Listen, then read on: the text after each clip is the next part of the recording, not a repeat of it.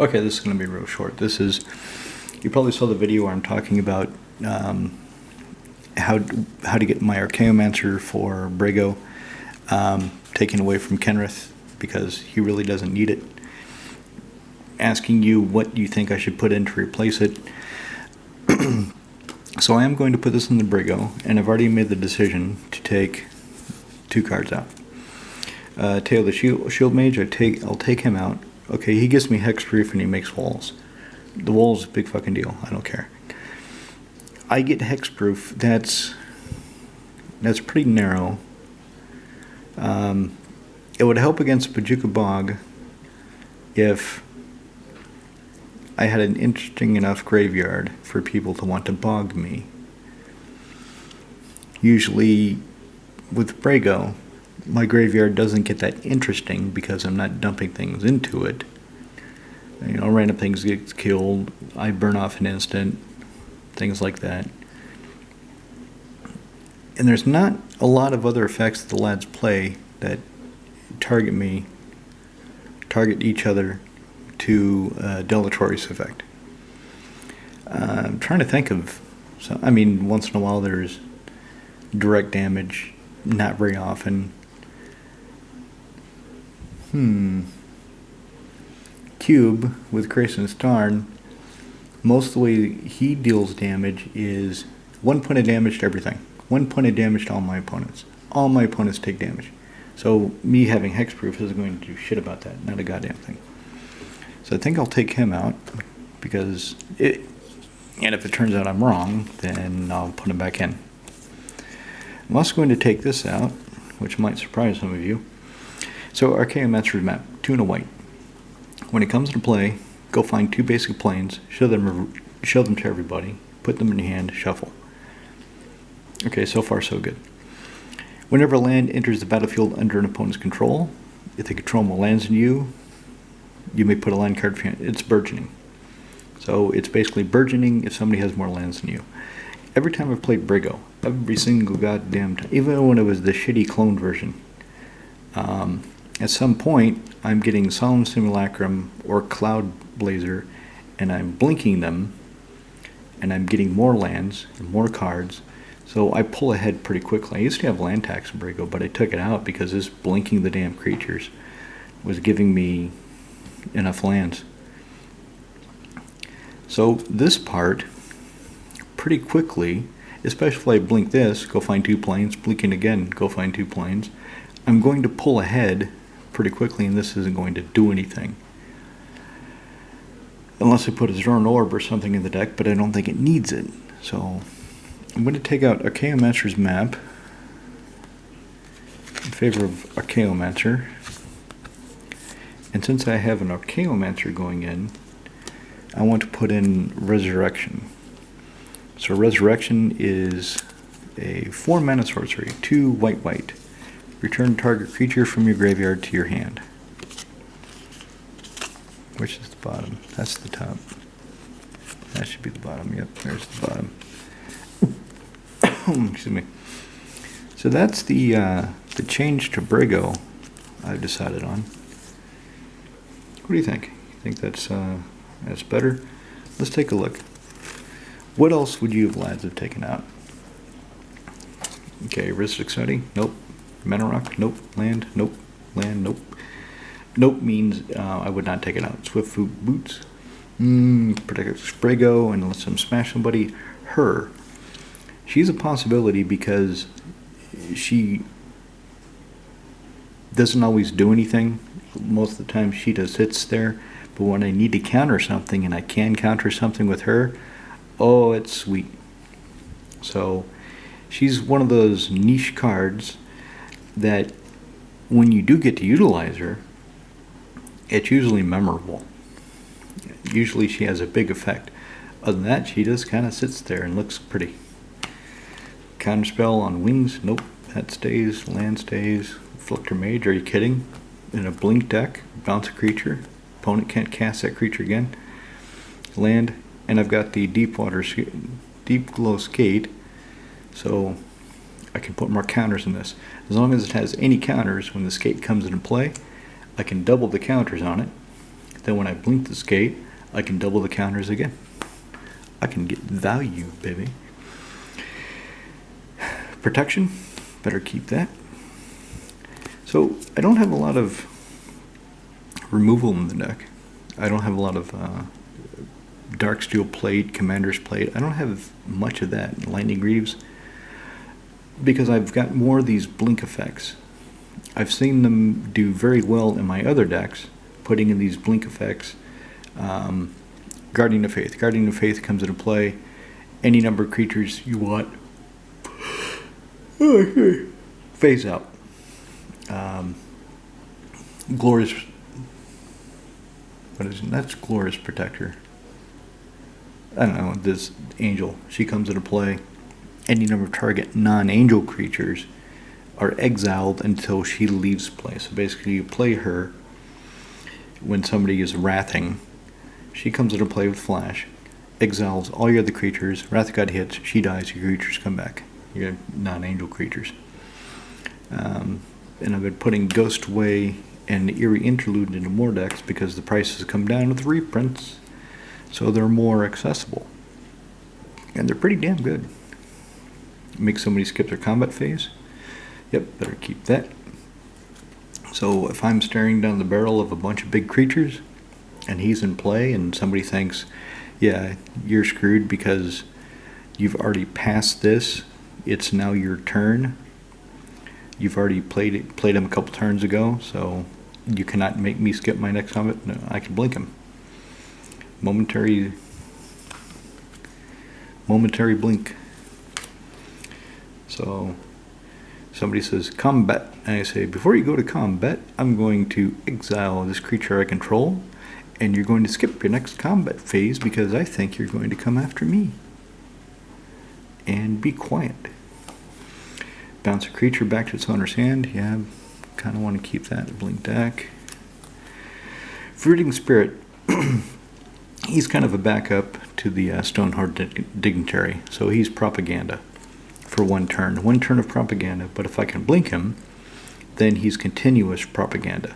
Yes, I could just play propaganda. I could just play Ghostly Prison. But I think it's funnier to have a 3/3 creature. It's more interesting, so I can smash people. You can't smash anybody's propaganda unless you play Opalescence. Menarok, need Menarok's land. Menarok, need Menarok's. She comes into play. Gain 2 life, draw 2 cards. Blinker, gain 2 life, draw 2 cards. She definitely stays. Rogue's Passage, gets Brago through, finds land. I don't really need her.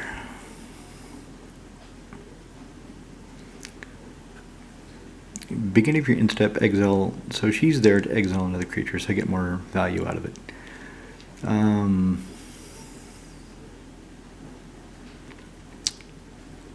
don't know. Maybe well, I will get more value out of a creature, such as Karmic Guide, by her sitting there. So yeah, I better keep her. Ephemerate, yeah. Bounce a creature, flicker a creature, Ghostway, flicker all my creatures. Karmic Guide brings a creature back. Solemn Simulacrum. This is when Brago gets going. If I get the Simulacrum, he attacks, blink the Simulacrum, go find a land. Next turn, he attacks, blinks. It adds up pretty damn quickly. It gets there. Menarok. I really don't need her. She's not. Maybe Teo the Shield Mage would be better than Empress Galena. Empress Galena is interesting. I don't have her in any other deck, obviously.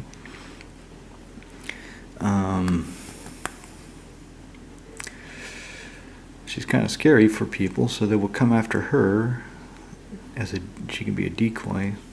Keep her for now. Menarok.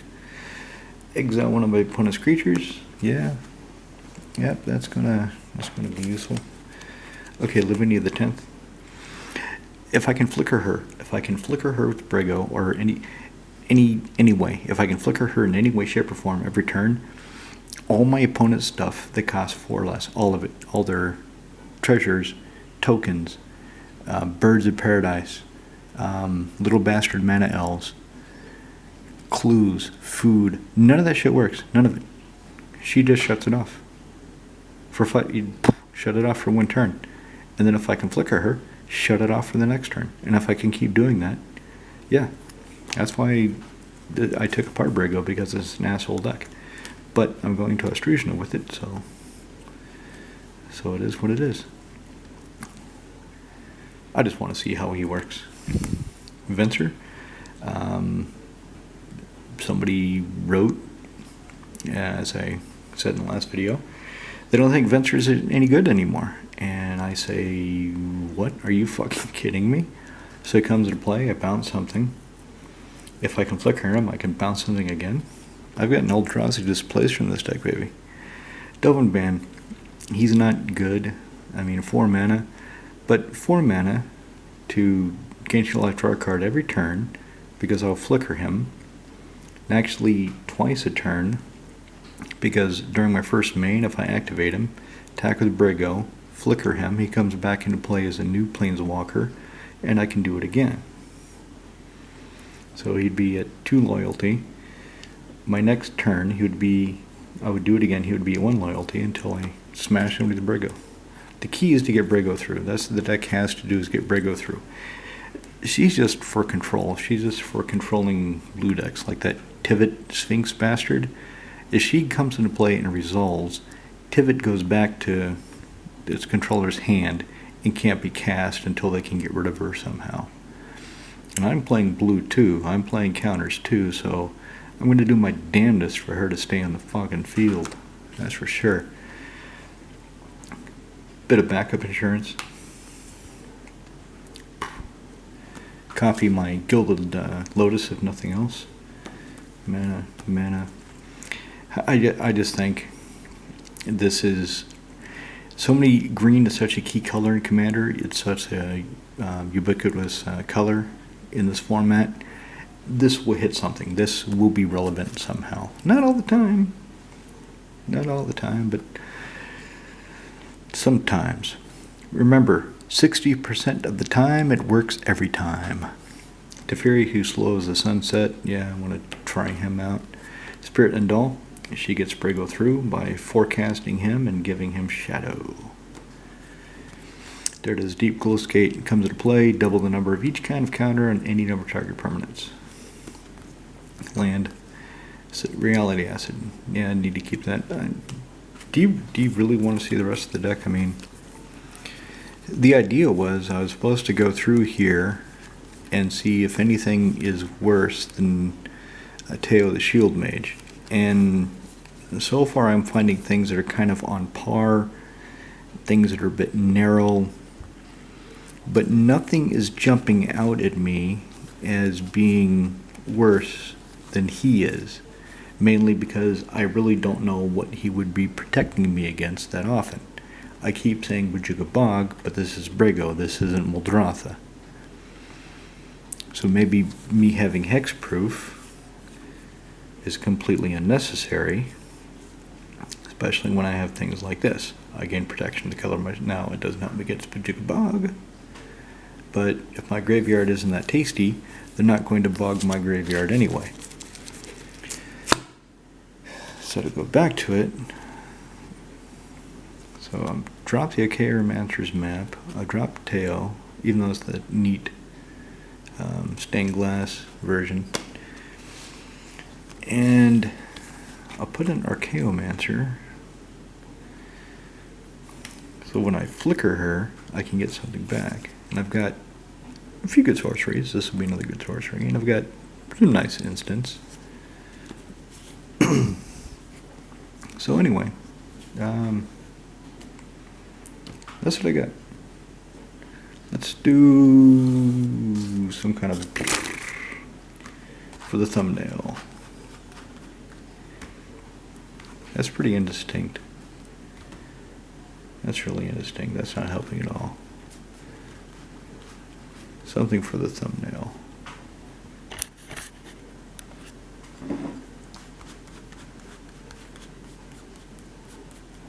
Come on, make it look interesting. Doesn't look like trash. Pull this plane. Nobody wants to see a planes. How's that? Yeah, that'll do the trick. Alright, so I'm in Ostruzna, getting ready for the games. The lads are downstairs running one right now, but missed the start because outside doing some things. I've got Brago. Brago, my blinky deck. 2 in a blue, 1 white for a 2/4 legendary spirit of flying. And whenever you smack somebody, I get to exile any number of target non-land permanents I control, and then bounce them back to the battlefield. It's a blink deck. What I want to do, and most of you that watch the channel, you've seen this deck. I've got these. So, Aura Silence, Sun Titan I brought with me, thinking I'd put them in the deck before the game. Frenchie, he had a Sword of Hearth and Home in his trade binder, so I bought it off him. Should be good. 3, 2 to equip. Equip creature is +2/+2, texture from green, texture from white. Whenever it smacks somebody, exile up to 1 target creature you own, not control, own. So if somebody steals one of my creatures with Sword of Hearth and Home, I can flicker that creature, get it back into my control. Meaning, if somebody has, Itali, they attack, flip over the top card. If it's a creature, they get it. And then during my turn, if I've got Sword of Hearth and Home, equip it to a creature, hit somebody, and it doesn't have to be that player, it can be anybody open, and I flicker the creature that they stole, and I get it back. Nice. So I need to figure out what to take out. Always the fun part. Always the hard part. What to take out. Yep, this guy is control. Sword of Hearth and Home is own. So what do I take out? Do I take out Teferi? Draw a card, create spirits. Let's see if there's anything. Obviously, well, I do want to play her, but she doesn't fit the theme of the deck. She is just in here because I want to play her somewhere. Maybe I should take her out. Keep the deck on theme. What else? Exile a creature I control at the end of my turn. Tap into the creature. I really should have put in Thassa, God of the Sea, because Thassa, God of the Sea, 1 in the blue, target creature becomes unblockable. So I can make Brago unblockable. But I didn't do that. Nope, I did not do that. Am I really going to need this guy? The idea is I flicker him, and basically I've got a propaganda every turn that I can block and attack with. But he's only on the ground. He's only at 3/3. Maybe he's not so important. What else? And I've got Stonehard Dignitary. When I flicker him, the opponent skips their combat phase completely. He just makes it so they have to pay more. So if they want to attack me, if they've got a few capital creatures that I can't really deal with, then they can pay the 2 and attack me. But he says you don't get to get a combat phase in the first place. You don't get to attack at all. Excuse me. Was that the fire? Smoky air. Forbidding Spirit, though, acts for all my opponents. Stonehard Dignitary is target opponent. So I would have to flicker him 3 times in a 4-man game. So maybe I should keep him. What else? Her. Count target activated ability. Sometimes that's really good. Sometimes she just kind of sits there and looks cool. Sometimes she does exactly what I need when I need it. I could take out the Sylvan Doppelganger. She can only clone. Well, can clone anything. And I just love the art. What else? Now we got Clever Impersonator. He can copy any non-land permanent. So that's 2 clones. Yorion. When Yorion comes into play, I get to flicker any number of non-land permanents I own and control. So if I have somebody else's permanent under my control somehow, I can't flicker it. Probably wouldn't want to anyway, because it would return under their control. I don't know why they did that. I don't know why they specified you own and control. Why they don't want you flickering your opponent's stuff with the Orion. Curious now. Curious now why they specified that. So anyway, that's one out of 3 cards I want to cut. Of course, it could be that I don't find anything that Sword of Hearth and Home or Sun Titan are better than. I do need that Aura of Silence, though, because I don't have a lot of way of dealing with artifacts and enchantments in this deck. Blind Obedience, is that really that important? My opponent's creatures and artifacts come into play tapped. I can extort. Probably not that important. Silverblade Paladin, I kind of like him because he gives me 2. If I soul bond him with Brago, then Brago would, during the first strike damage step, flicker things. During the normal damage step, he would get another instance of flickering. Let's call it that.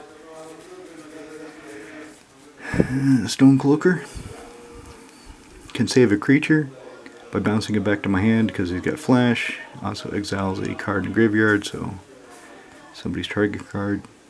Grand Arbiter Augustin, do I really need him? Let's see. What else? I just want to play this. I think it'll be fun. Exile targeting non-land permanent. Everybody else, other than its controller, gets a copy of it. So it's Tiger, Palinchron. I want to replace Palinchron with Peregrine Drake because it's cheaper. Costs 5 instead of 7. 2/3 instead of 4/5. Doesn't have the self bounce, but untaps 5 lands when it comes into play. And it's sufficient. Or maybe I did put a copy in the deck. There's Hibernation. The one. Counterspell, Reality Acid, Deep Glow Skate. Really only works with my Planeswalkers. Do I care about it? Do I care about doubling the loyalty counters on my Planeswalkers, really? Maybe I don't. Of course, with Teferi, if I double it, I can do this ultimate the following turn.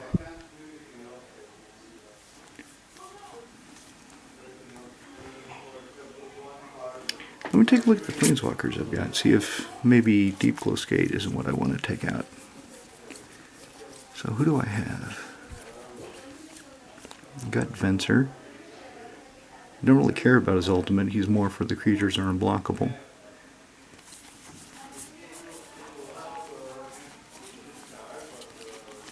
Who else? We already saw Teferi's Lows the Sunset. I could ultimate him right away. Dovinban. Kinda don't care. Because even if if he came in and play with 3 loyalty, if I doubled it, he would be at 6. So I'd still need another turn to uptick him. And that would cause him to go to the graveyard because he would be 3, Deep Glow Skate, 6, plus on my turn, 7, next turn, so it kind of doesn't matter with him. Brago, you're drunk, stand up. Yeah, son of a bitch. Yeah, son of a Brago. What about this Teferi? Excuse me. Deep Glow Skate gets me to 8 loyalty, and I still need to draw a bunch of cards in order to get anything out of it to neg 12. Neg 12. That's a heavy commander tax. Like commander tax. What the hell am I saying? That's a heavy loyalty cost. Anybody else? I thought I had another Planeswalker in here. No. No, I don't. So, looks like I should take these out. So if I take out Deep Blue Skate, or Sword of Hearth and Home, I'll take out Blind Obedience for Sun Titan. Then I'll take out Empress Galena. Oh, I really want to play her somewhere. I don't have any place to play her. I've got plenty of decks with blue.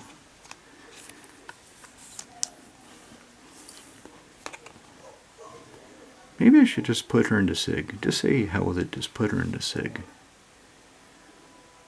I don't know, so that's where I am. This perfect fit was kind of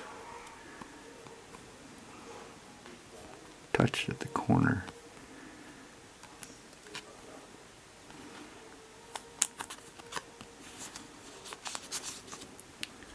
Take off one of these.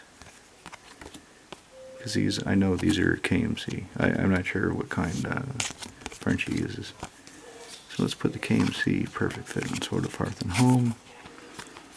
Put in the deck, call it a day.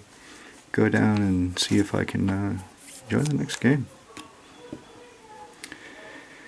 So what do you think? Do you think I made the right decisions, or do you think I'm hurting myself by taking out any of those cards? Let me know. Let me know in the comments below.